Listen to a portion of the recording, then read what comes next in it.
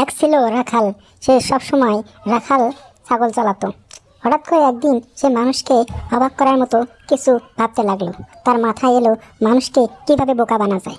সে একদিন হঠাৎ করে বলল, বাঘ ধরলো আমাকে, বাঘ খেয়ে ফেলালো, বাঘ খেয়ে ফেললো। সবাই চলে আসলো। আসি দেখে তার কোনো বাঘই ধরেনি। সে হাসতে লাগলো। অবশেষে লোকগুলো চলে গেল। আবার পরের দিন সে বলল, আমার বাঘে খেয়ে ফেলালো, বাঘে খেয়ে ফেলালো, আমাকে বাঁচাও। সবাই আবার চলে আসলো। আবার রাখালটি হাসতে লাগলো। এরকম করে তৃতীয় দিনও তাকে বললো, আমার বাঘে খেয়ে ফেলালো, বাঘে খেয়ে ফেলালো। সবাই বলল, আজকে মনে হয় মিথ্যা কথা বলতেছে রাখাল। সেদিন সত্যি সত্যি রাখালকে খেয়ে ফেলেছিল বাঘে, কিন্তু তার মিথ্যা কথার কারণে কেউ তাকে বাঁচাতে আসেনি। কারণ না, তিনি এর আগেও প্রতিদিনে মিথ্যা কথা বলে মানুষকে হাসিয়েছেন। মিথ্যা বড় একটি পাপ। এই মিথ্যা থেকে প্রত্যেকটি মানুষের বেঁচে থাকা দরকার, কেননা পাপের প্রধান উৎস হচ্ছে মিথ্যা কথা দিয়ে শুরু। আসুন মিথ্যা কথা ছেড়ে দিই। প্রতিটি অন্যায়ের প্রথম সত্যই হচ্ছে মিথ্যা। মিথ্যা দিয়ে অন্যায় কাজ শুরু হয়। প্রত্যেকটি মানুষের এই মিথ্যা কথা ছেড়ে দেওয়া একান্ত দরকার। আমরা যে মিথ্যা কথা ছেড়ে দিই, তাহলে আমাদের সমাজ মিথ্যা কথার অভ্যাস ছেড়ে দিয়ে আমরা সত্য কথার অভ্যাস শুরু করি।